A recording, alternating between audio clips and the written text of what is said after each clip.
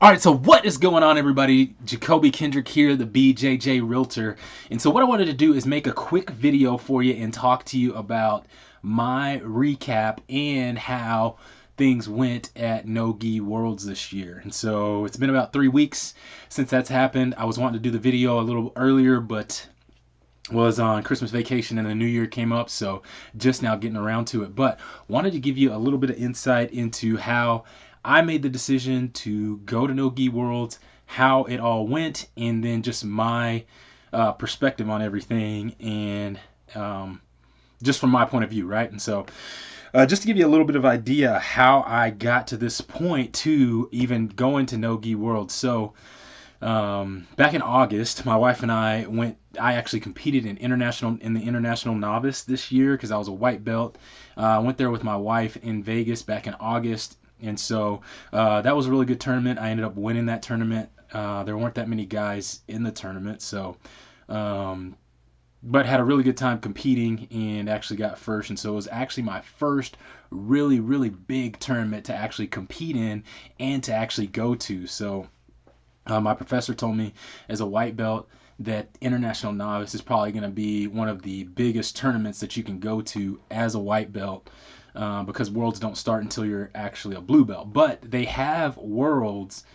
Those two competitions are actually put in together. So International Novice and Master Worlds are in the same convention center, all going at the same time. And so while we were there, I actually got to watch my teammates and one of my really good friends from Florida compete there at Master Worlds. And so we all went through training camp together, and then we all competed at Master Worlds, and just seeing the level of competition that was there, because the level of competition is a little bit higher than at your regional tournaments, and there's just a lot more people that enter into the competition. So you might have 5 or 6 fights in order to get a gold at Master Worlds. And so just seeing those guys fight through and the struggles and what they had to do just to compete was a real inspiration to me. So I set a goal for myself. I said I wanted to be back there next year in 2020 as a blue belt competing at Master Worlds. And so that was kind of my plan, like my takeaway and my plan coming away from that tournament. I had a pretty good feeling that I was going to be getting my blue belt within the next year just because of how things were going. And my professor ended up giving me my blue belt in September. I was going on a business trip, and the day before the business trip, he surprised myself and promoted me to blue belt. So it actually came a lot sooner than what I was expecting. And so I'm still not familiar with all the tournaments and all that, and actually No-Gi wasn't even on my radar. But just as we were training, my professor was like, you should really think about doing No-Gi Worlds. And so of course, I just think whenever you get promoted, you never feel like you should be promoted. And then, whenever you're going to do something new, especially when it's competing, you just feel like you're not really prepared. And then not actually doing any No-Gi. I've probably done maybe 2 or 3 No-Gi classes before that. And actually most of them were like open mats. So I probably did like a couple of No-Gi rolls in open mat. And then we actually had done a few training classes in No-Gi as well, but just not very much at all, right? And so your professor knows where you're at more than you do. And so when he said that, I was really hesitant, but I've got a lot of faith in my professor, and I think he's really good, and I think he knows his students really well. So kind of struck me. It made me think whenever he said that, like, oh, he thinks I should do this, then I've probably got a really good chance to be competitive at No-Gi Worlds if that's what he thinks. And so he was actually the number 3 black belt for his age division this year. So he knows No-Gi. And so he's like, if you want to do it, I'll get you prepared for it, right? And so I was thinking about it, and as the guys are preparing for No-Gi Worlds, you're doing all the same workouts that they're doing. And so I was like, well, if I'm going to be doing the training camp anyway and training with all the guys that are going to be competing, I might as well compete as well, right? So if you're gonna go through the pain and do all that stuff, you might as well do it too, right? At least get the reward of the pain of actually training, right? And so that was kind of my thought process with it. As things got closer, I didn't sign up because I had some things with work. As you know, I'm a realtor as well, and things were kind of slow. And so since things were slow, I was like, I probably need to stay here at home and make sure business is still being kept up. And but I just made a decision. I spoke to my wife about it. She was on board with it, and just said, you know what, I'm gonna go. Everything that I'm doing here at home, I'm doing all the work that needs to be done for my business. Things just aren't really falling into place because real estate is up and down, right? And so it's not like I wasn't doing the work that needed to be done to produce results. And so I said, you know, my business in a spot where I can go, things are getting done, and so I'm just gonna go. And so I decided to go, signed up, got the airplane tickets, the hotel, that whole thing, and decided to go. So we got there, and it's a big tournament, right? Not as big as Master Worlds and the Gi, but I mean, there's vendors at Master Worlds. Here at No Gi Worlds, there's a few vendors, but just the venue is just not as big as it was at Master Worlds, and so that was a little bit of a shock to me when I got there. But I probably want to say like the training up to No Gi Worlds was really hard as well too, right? So we did some 10-minute rounds, just getting fully prepared. Guys from our other affiliates were coming in and training with us 2 weekends before, and so the training for No Gi Worlds went really, really well. And had a couple of privates with my professor as well, so he taught me, you know, the grips and a few of the concepts that I needed to know in order to be successful whenever I went and competed. And so the main thing I would say the difference is, and actually it's kind of funny, I've never really wanted to do no gi before, but now that I've actually done it, I actually kind of prefer it over the gi because your athleticism comes in a little bit more in no gi. You know, there's not as many grips, you can't get locked down, so you know, you just slip out of stuff kind of easier. So that's one of the things that I really like about no-gi versus the gi. And so the guillotines, the headlocks, and the clinches are things you kind of got to get used to. But once you get used to that, it's actually fun. I just love it, and you can do it anywhere. You don't have to have a gi to actually do it, right? So that's also the other fun part that I like about it. Our system that we run is really heavy on grip fighting, and so and that's what we train a lot on. And so I think that was probably one of the most integral pieces into my success as far as like competing at No Gi Worlds, because the stand-up game and just having that grip fighting edge, and I think also my cardio is pretty good as well. So I mean, I get tired, but I can just keep going, like, and pushing the pace. So I felt like that was one of the advantages that I had going in, because I don't have a lot of experience, you know, actually competing in no-gi, but I think those things work to my advantage. And so got to No Gi Worlds. I think I got there on Friday. Competed on Sunday. Competed at super heavy, and so still for me, I mean, I've only done about 6 or 7 competitions, and for me, I've never done competed where you actually had to hit a certain weight. And so every time, the weight for me is always, I'm always paranoid about making weight. And so I think before I got there, I was 218, I think, and you have to be 215 in order to compete. And so you got to be 215 on the dot. If you're 215.1, no go, right? And so I was 218, and then obviously I always hit the sauna. I always get up in the mornings and run. So on Saturday morning I ran, got up, and I think I was down to like 212 or something like that. So I felt pretty good. I usually only eat once or twice a day, so I ate once and then ate that night before I was going to compete.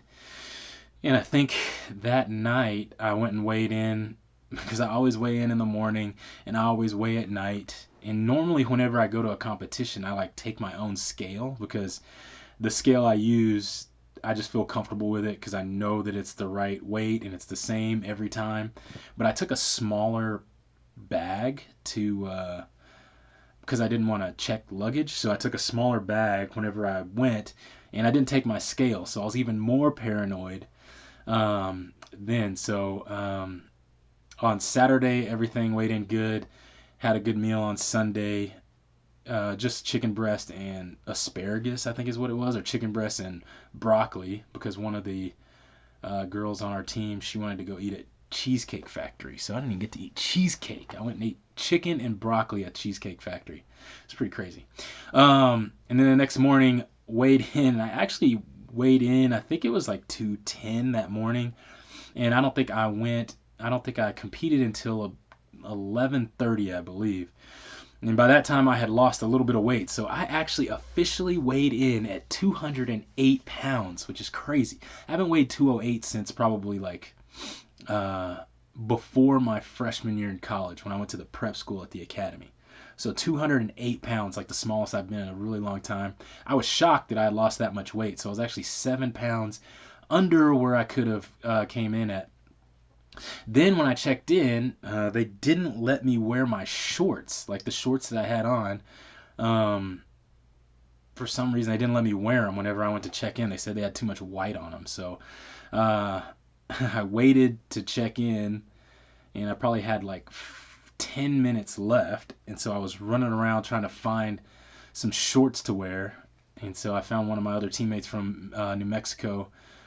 Thanks, Bo, for letting me borrow your shorts. He had competed a little bit earlier, and then I was like, hey man, they won't let me wear my shorts. Can I borrow yours? And he said, yeah. So I put his shorts on real quick, and they let me through. And so first match comes along, and I don't know any of the guys that I'm competing against. I was really, really nervous. Like, anytime on your first match, you're usually pretty nervous, and actually made a huge mistake. And I actually have...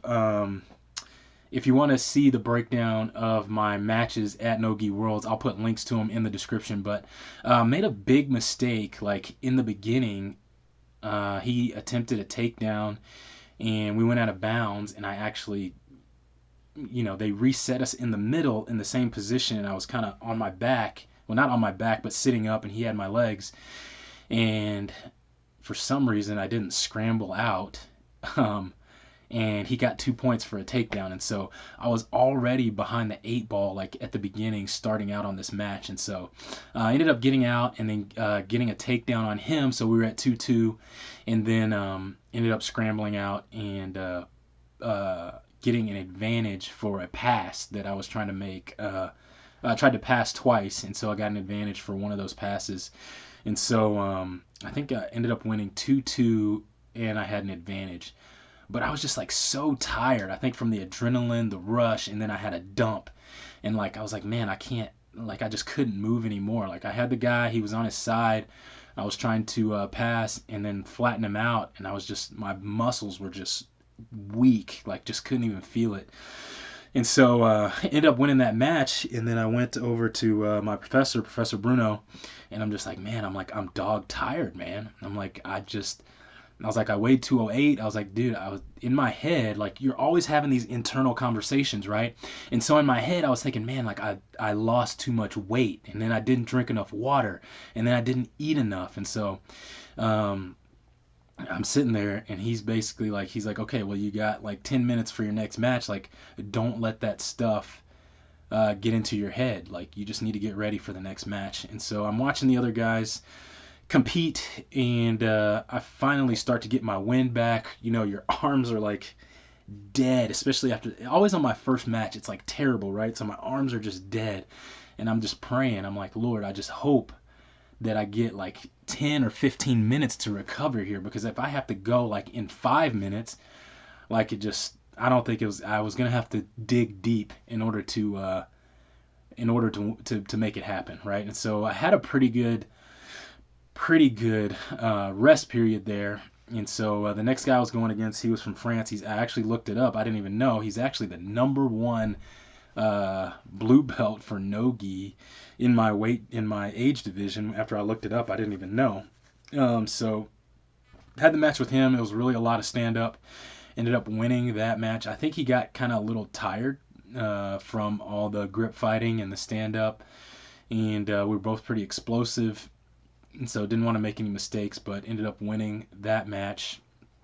And I felt a little bit more relaxed in that match as opposed to the first one where it was just tight, super tight, and like, really trying to get after it. And so it felt a little bit better on that match. And then finally on the last one, the guy that I was going against, I actually had just competed against him in San Antonio like the week before in the Gi at the San Antonio Open, and so was familiar with him, just didn't know what he was going to do in the Gi, and so ended up winning that match as well. All of my matches I ended up winning on points and going the full 5 minutes. And so the guy that I went against last, he actually got his purple belt when he got back from No Gi Worlds, so he's a purple belt now. He's a really good competitor. I would say he's probably the best competitor that I've competed against in my whole time competing this year, and so he was really good. But so my point is like in his matches that weekend, he submitted everybody, and he submitted the guy in San Antonio the week before, and so the most time he had been on the mat, even that whole weekend, was probably about 1 minute, because he submitted the other guy, the first guy he fought, and then he submitted the second guy he fought, both by a guillotine. And so Professor and I came up with a game plan. He told me exactly what to do, and so I put that game plan into place, and it worked really well. And no, because of that strategy is the reason why I ended up winning gold. And so here are a few of my takeaways just from No Gi Worlds as I look back. And so number one is you just got to make a decision on what you want to do and go. And you can't use your past experiences to justify what you want to do in the future. And so when I was thinking about doing No Gi Worlds, all I could think about was that I had never done a No Gi competition before, and also that I had just gotten my blue belt. And so those don't really have any indication on if you're ready to do something or not, you know what I mean? And so based on that information, I probably would not have gone. And so, and the other thing with that is that the preparation for the competition was done beforehand, right? And so the competitions that I had done before and all of the training that I had done before is actually what prepared me for No Gi Worlds. And so with that being said, what I want to say is, like, you want to do things with a purpose. Hey, baby girl. I'm trying to do something here. Yeah. Okay. Well, come on. So what you've done in the past is actually preparing you for what you're gonna do, right? And so so everything that you do, you want it to be with a purpose, and you want to do it to the best of your ability, because all of your past experiences and all the past things that you've done is actually what is preparing you for what is upcoming, right? And so always be on purpose and always be preparing. And the other thing is just that, like, I did not have any pressure because I didn't have any expectations for the competition, because I had never done No Gi Worlds before. So whenever I went in, I just said, hey, I'm just gonna go in, I'm gonna have fun, and if I win, I win. If I don't, I don't. And so I really had nothing to lose. So this is whenever you have your studio in your closet, your 2-year-old comes in and interrupts your feed. But either way, so I didn't have any expectations, right? And so that felt really good going in, because for me, I was just taking it as another experience. And so I had no expectations. I felt like I could win, but I didn't fully expect to win, I guess is really how I should put it. All I wanted to do is I wanted to go in and I wanted to give my best. And all my teammates were really supportive, which really helped. And in my training, my training partners are past world champions, past No-Gi world champions, and most of them are upper belts, like purple belt, brown belt, and then obviously my professor who's a black belt, which is really, really good competition. So the thing I'll tell you is training partners are key for sure.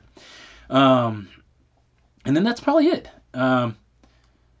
So for the future for me, moving forward, I mean, that was like a really, really good experience. This year, winning International Novice and now winning No Gi Worlds gave me a lot of confidence. So I'm planning on this year definitely competing at PANS here in March, and then American Nationals, and then Master Worlds as well. So definitely those 3 competitions I'm going to be hitting up.